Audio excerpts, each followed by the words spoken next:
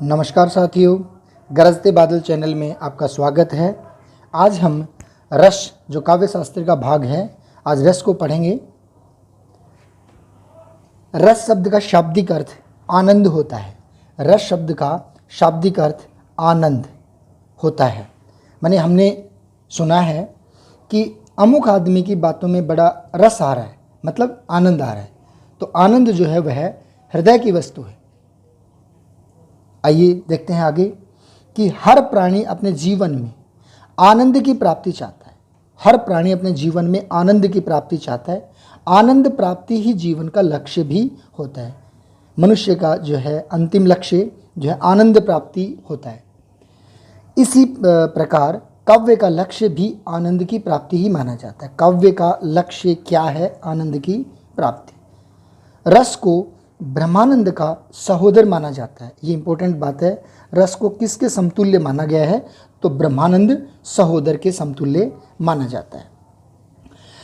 काव्य में रस को प्राण या आत्मा स्वरूप मानकर उसे सर्वोच्च स्थान प्रदान किया गया है। काव्य में रस को प्राण या आत्मा स्वरूप मानकर उसे सर्वोच्च स्थान प्रदान किया गया। सबसे ऊंचा स्थान साहित्य में रस को दिया गया है। आइए परिभाषा पर चर्चा करेंगे। इसकी अनुभूति मन को तन्मय, मानी रस की अनुभूति, या हम यूँ कहते हैं जिसकी अनुभूति मन को तन्मय, हृदय को एक तान, नेत्रों को जलप्लावित, शरीर को पुलकित मतलब आनंदित, और वचन रचना को गदगद कर दे। वचनबद्ध रचना जो है गदगद कर दे। उस अलौकिक एवं चमत्कारी आनंद जो था वो विशेष को रस कहा जाता है। एक बार इस परिभाषा को शीघ्रता से या तरीके से देखेंगे कि जिसकी अनुभूति मन को तन्मय, हृदय को एक तान, नेत्रों को जलप्लावित और शरीर को पुलकित, और वचन रचना को जो है गदगद कर दे, उस अलौकिक एवं चमत्कारी आनंद विशेष को रस कहा जाता है। आचार्य भरत मुनि को रस शास्त्र का जो था प्रवर्तक आचार्य माना जाता है। भरत मुनि जो हैं वो रस शास्त्र के प्रवर्तक आचार्य माने जाते हैं। ये इंपॉर्टेंट बात है। नेट में भी आता है, फर्स्ट ग्रेड में भी है, और अन्य परीक्षाओं में भी महत्वपूर्ण बात है कि जो है रस शास्त्र के प्रणेता कौन है? तो भरत मुनि। इनके द्वारा रचित नाट्य शास्त्र रचना में रस की परिभाषा इस प्रकार दी है कि रस की परिभाषा क्या है नाट्य शास्त्र में भरत मुनि के अनुसार, तो है विभावानुभाव व्याभिचारी संयोगादृश्य निष्पत्ति। विभावानुभाव व्याभिचारी संयोगादृश्य निष्पत्ति, अर्थात विभाव, अनुभाव, संचारी, संचारी भाव भी कह सकते हैं इनको, व्याभिचारी भाव भी कहते हैं। तो विभाव, अनुभाव, संचारी भावों के संयोग से रस की निष्पत्ति होती है।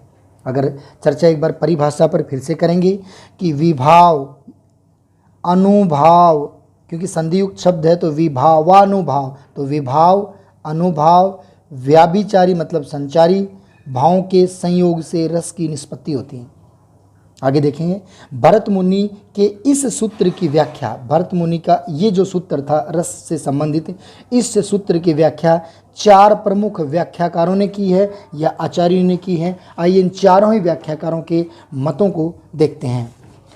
पहले जो है एक बार इसको देखते हैं कि भरत मुनि के रस सूत्र में आए संयोग और निष्पत्ति, जो संयोग और निष्पत्ति शब्द आया था परिभाषा में, आपने देखा कि संयोग और निष्पत्ति इस शब्द को लेकर के अलग अलग आचार्यों के अलग अलग मत। संयोग और निष्पत्ति, इन दोनों शब्दों को लेकर के चार आचार्य जो हैं अपने अपने मत स्थापित करते हैं इस परिभाषा में, इस मत में।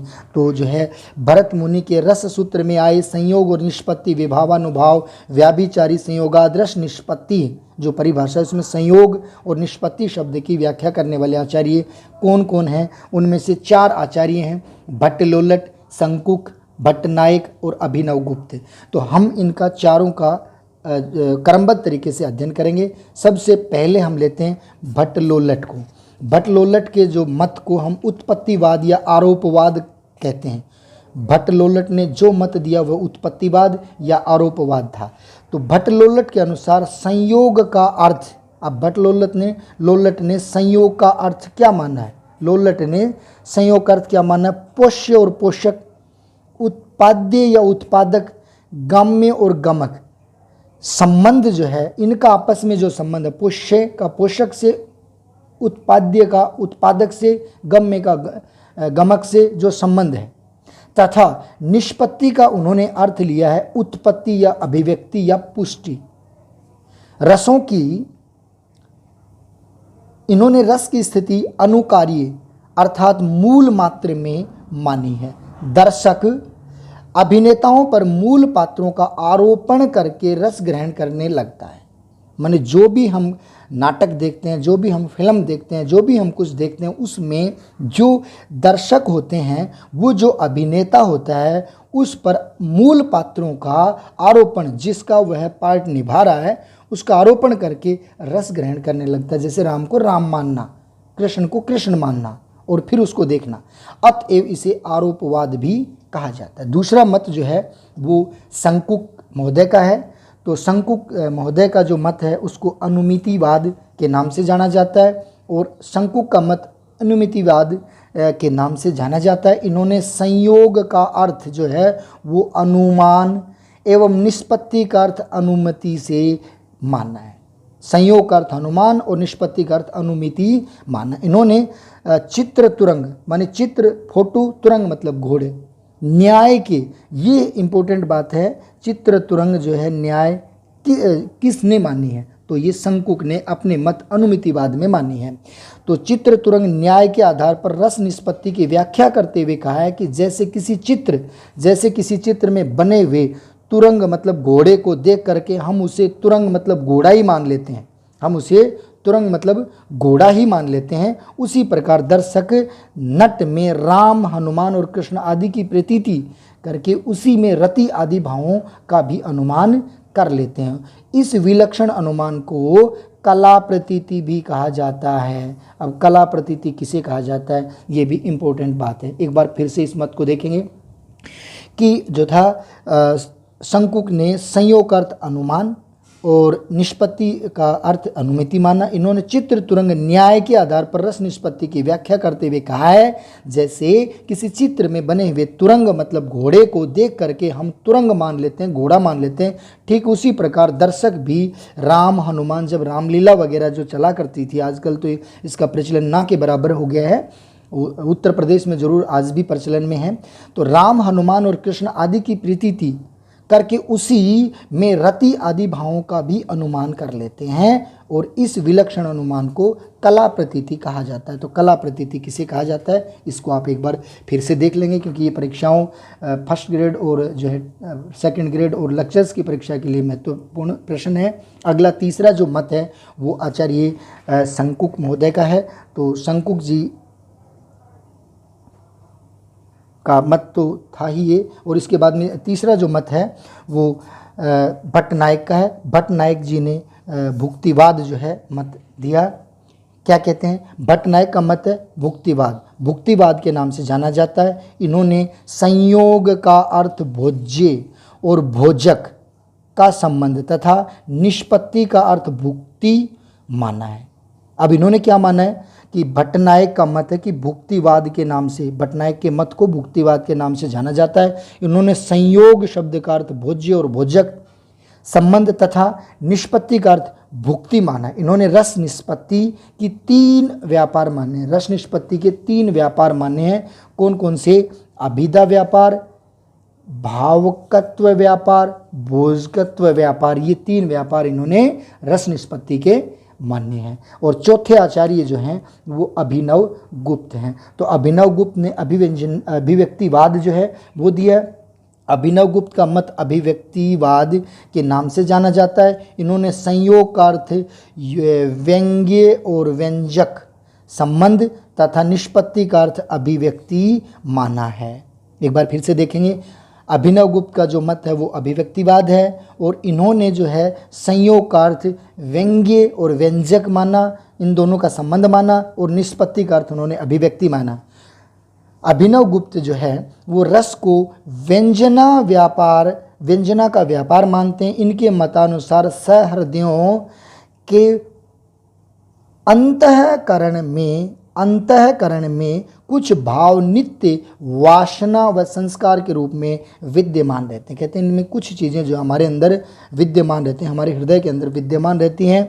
सहृदय में स्थिति वासना रूपी स्थायी भाव उद्बुद्ध अर्थात जागृत हो जाते हैं, और ये जागृत स्थायी भाव जो है वो सामाजिक रस की अनुभूति कराते हैं। कैसे कराते हैं? जैसे जल की छींटे देने से मिट्टी में व्याप्त जो गंध है, खुशबू है, गंध है, खुशबू है, वह व्यक्त हो जाती है। अगर बाहर मिट्टी पड़ी और उसके ऊपर पानी का छिड़काव कर दिया जाए तो मिट्टी अपनी गंध देनी शुरू कर देती है। ठीक उसी प्रकार सहृदय में भी वासना रूप में निरंतर विद्यमान स्थायी भाव भावादि के संयोग से अभिव्यक्त हो जाते हैं, माने उचित अवसर पा करके बाहर निकल जाते हैं। हमने रस से संबंधित जो है वो आचार्य भरत मुनि के द्वारा दिया हुआ सूत्र विभावानुभाव व्याभिचारी संयोगादृश निष्पत्ति मत को जो 4 विद्वानों की व्याख्याओं के अनुसार पढ़ा। इसमें संयोग और निष्पत्ति शब्द को लेकर के अलग अलग विद्वानों ने अलग अलग मत रखे।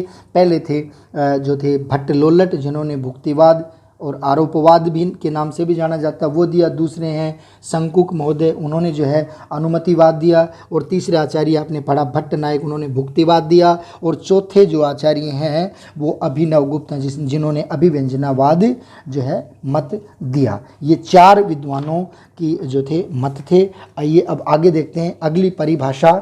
ये तो एक विद्वान एक आचार्य की परिभाषा। अगले जो है आचार्य हैं वो अपनी पुस्तक साहित्य दर्पणकार जो है आचार्य विश्वनाथ, साहित्य दर्पणकार आचार्य विश्वनाथ के अनुसार, अब रस की परिभाषा साहित्य दर्पणकार आचार्य विश्वनाथ के अनुसार वाक्यम रसात्मकम काव्यम, वाक्यम रसात्मकम काव्यम, ये परिभाषा जो है विश्वनाथ के द्वारा दी हुई है और ये परीक्षा में पूछी जाती है। तो आग्रह है मेरा सभी मित्रों से कि इसको जरूर एक बार देख लेंगे कि इसका मतलब क्या होता है कि रस युक्त जो था वाक्य ही काव्य है। रस युक्त वाक्य ही काव्य है। रसात्मकम काव्यम वाक्यम, रसात्मकम काव्यम वाक्यम, मतलब वाक्यम रसात्मकम काव्यम, मतलब आया रस युक्त वाक्य ही काव्य।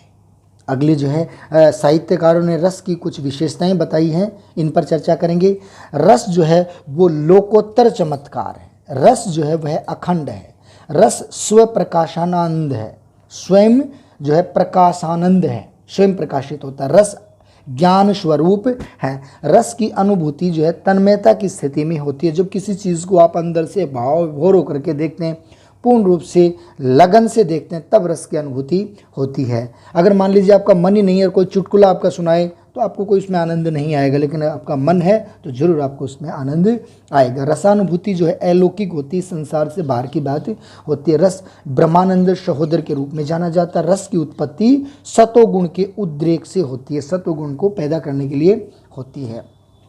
रस के जो कुछ अंग हैं, तो रस के कितने अंग माने जाते हैं? 4। तो देखेंगे इनके बारे में कि रस के प्रमुख अंग, हम इनको रसावयव भी कह सकते हैं। रस के 4 अंग माने जाते हैं, जिसमें से स्थायी भाव, विभाव, अनुभाव और संचारी भाव। और ये जो थे हमारे आचार्य थे भरत मुनि, उन्हीं की परिभाषा में से ये निकल के आते हैं। एक बार फिर से उस परिभाषा को हम देखेंगे। क्या दिया इन्होंने कि यहाँ दिया विभाव, अनुभाव और व्याभिचारी, 3 भाव तो यहाँ हैं, और चौथा जो है वो स्थायी भाव। ये जो है रस के अंग है, मानी परिभाषा में ही दिए हुए हैं। तो क्या दिया? स्थायी भाव, विभाव, अनुभाव और संचारी भाव। और संचारी भावों को जो है हम व्याभिचारी भाव भी कह देते हैं। अब पहला जो है स्थायी भाव, रस का जो अंग है पहला स्थायी भाव। अब स्थायी भाव के बारे में देखेंगे कि प्रत्येक रस में एक प्रधान जो था मनोविकार होता है, जिसके जागृत होकर के परिपक्व होने से रस का अनुभव होता है। और यह रसानुभव काल में आरंभ, रसानुभव काल में आरंभ से अंत तक बना रहता है, मानी प्रारंभ से लेकर के अंत तक बना रहता है। इसी कारण इसको स्थायी भाव कहा जाता है। दूसरी जो है बात को देखेंगे, प्रत्येक रस में एक प्रधान गुण या मनोविकार होता है। प्रत्येक रस में माने रसों की प्राचीन संख्या जो थी वो 9 मानी गई थी और आधुनिक आचार्यों के अनुसार रसों की संख्या 11 है। तो प्रत्येक रस में एक प्रधान गुण या मनोविकार होता है जिसके जागृत होकर के परिपक्व होने तक रस का अनुभव होता है। अर्थात जो भाव हृदय में सदैव स्थायी रूप से विद्यमान रहते हैं किंतु अनुकूल कारण पाकर के उद्बुद्ध बाहर निकल जाते हैं, उन्हें स्थायी भाव कहते हैं। ये हमारे हृदय में स्थायी रहते हैं। ये प्रश्न भी पूछा जाता है सेकंड ग्रेड टीचर्स के एग्जाम में भी कि भाई स्थायी भाव जो हैं वो कैसे हैं और क्या हैं और किस प्रकार से रहते हैं। तो ध्यान रखिएगा, ये वे भाव हैं जो हृदय में स्थायी रूप से विद्यमान रहते हैं। प्राचीन आचार्यों के अनुसार इनकी संख्या 9 मानी है। आधुनिक विद्वानों के अनुसार स्थायी भावों की संख्या जो है 11 है। तो जितने स्थायी भाव उतनी ही रसों की संख्या, तो 11 है, तो 11 ही स्थायी भाव और 11 ही रस, जो इस प्रकार है। अब कौन कौन से हैं कि रति, उत्साह, हास, भय, क्रोध, शोक, जुगुप्सा, विस्मय, निर्वेद, वात्सल्य और ईश्वर के प्रति प्रेम, ये 11 जो हैं वो स्थायी भाव। आइए दूसरे पर चर्चा करते हैं। दूसरे अंग पर वो है विभाव। तो किसी भाव को रस की अवस्था तक जगाने या उद्दीप्त करने वाले तत्व को विभाव कहा जाता है। माने स्थायी भावों को जो है वो जागृत करने के काम आते हैं। तो किसी भाव को रस की अवस्था तक ले जाने का जो काम करते हैं वो विभाव करते हैं। प्रधान मनोविकारों को जागृत या उद्दीप्त होने के कारणों को विभाव कहते हैं। अर्थात विभाव का मतलब होता है कारण। तो क्या दिया, प्रधान मनोविकारों को जागृत या उद्दीप्त होने के कारणों को विभाव कहा जाता है। और ये 2 प्रकार के होते हैं, आलंबन विभाव और उद्दीपन विभाव। अब देखते हैं आलंबन विभाव क्या है। आलंबन विभाव तो जिसके आधार पर, अर्थात जिसे देख सुन करके मनोविकार जागृत होते हैं, जिसे केवल देख करके मन के विकार जागृत होते हों, मनोभाव जागृत होते हों, वो आलंबन विभाव कहलाते हैं। जो विभाव भावों को जागृत कर दें उन्हें आलंबन विभाव कहा जाता है। जैसे देखेंगे, श्रृंगार में प्रेम पात्र चाहे स्त्री है या पुरुष है, उसको देख करके प्रेम जागृत होना, फूल को देख करके उसको सूंघने, तोड़ने या उससे प्रेम करने का जी आपका करता है, ये आलंबन विभाव है। दूसरी बात देखेंगे, दूसरा जो है वो उद्दीपन विभाव। जो विभाव भाव को उद्दीप्त या तेज करने वाले होते हैं उन्हें उद्दीपन विभाव कहा जाता है। जो जागृत हुए मनोविकारों को उद्दीप्त या उत्तेजित करें या बढ़ावें, वे उद्दीपन विभाव कहलाते हैं। जैसे हम देखेंगे कि वीर रस में मारूबाजा वीरों को जागृत या वीरों को उत्साहित करने की,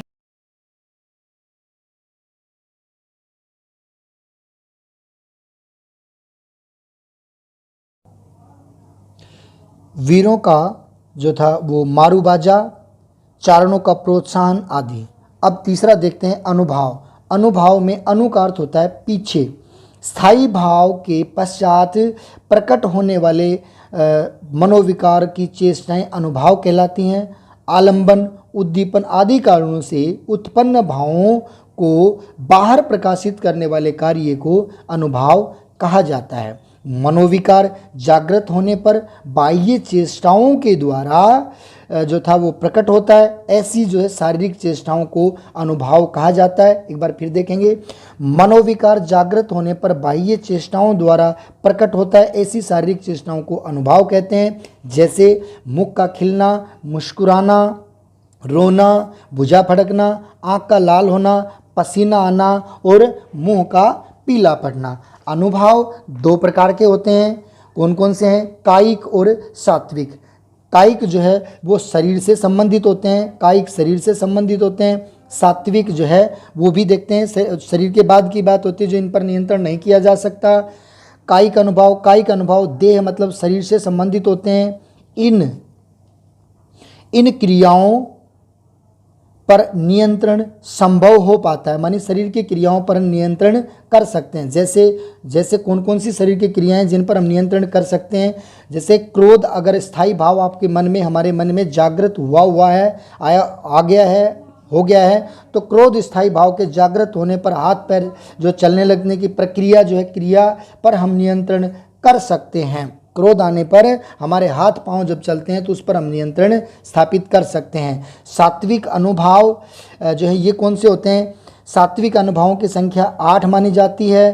कौन कौन सी हैं? स्तंभ, स्वेद, रोमांच, स्वरभंग, कंपन, ववर्ण्य, अश्रु, प्रलय, ये 8 प्रकार के सात्विक भाव जो थे वो माने जाते हैं। देखें जैसे सात्विक भाव जैसे कौन से होते हैं? अंगों का जड़ हो जाना, पसीना आना, आवाज़ ना निकलना, अश्रु बहने लगना और अचेत हो जाना, इन पर हम नियंत्रण जो है कर पाना संभव नहीं है, इन पर हम नियंत्रण नहीं कर सकते। और चौथा जो है वो है संचारी भाव। तो संचारी भाव स्थायी भावों को पुष्ट करने वाले संचारी भाव कहलाते हैं। स्थायी भावों को पुष्ट करने के जो काम आते हैं वो संचारी भाव कहलाते हैं। ये जो है सभी रसों, यहाँ रसों की संख्या 11 ली है, तो सभी रसों में संचरण करते हैं और सभी रसों में संचरण करने के कारण इनको व्याभिचारी भाव भी कहा जाता है। जो भाव कुछ ही क्षणों तक रह करके विलीन हो जाते हैं, इनको पानी के बुलबुलों की संज्ञा भी दी जाती। इन्हें संचारी या व्याभिचारी भाव कहा जाता है। संचारी भाव परिवर्तनशील होते हुए भी स्थायी भावों को पुष्ट करते हैं। खुद परिवर्तनशील हैं लेकिन स्थायी भावों को पुष्ट कर देते हैं। संचारी भावों की संख्या 33 है। ध्यान रखें, इनका जो दूसरा नाम है, संचारी भावों का दूसरा नाम व्याभिचारी भाव भी है और इनको पानी के बुलबुलों के सदृश, पानी के बुलबुलों के सदृश माना है। जैसे थोड़ी देर के बाद में ये स्वतः नष्ट हो जाते हैं, ठीक उसी प्रकार से संचारी भाव हैं। संचारी भावों की संख्या 33 मानी जाती है, जिनमें से क्रम से मैं एक एक बताता हूँ। निर्वेद, औत्सुक्य, निद्रा, अपस्मर, स्वपन, विरोध, अवमर्श, अवस्था, उग्रता, रति, व्याधि, उन्माद, मरण, त्रास, वितर्क, ग्लानि, शंका, असूया, मद, श्रम, आलस्य, दैन्य, चिंता, मोह, स्मृति, धृति, ब्रीड़ा, मतलब इसको लज्जा के नाम से जाना जाता है, ब्रीड़ा, चपलता, हर्ष, आवेग, जड़ता, गर्व और निषाद।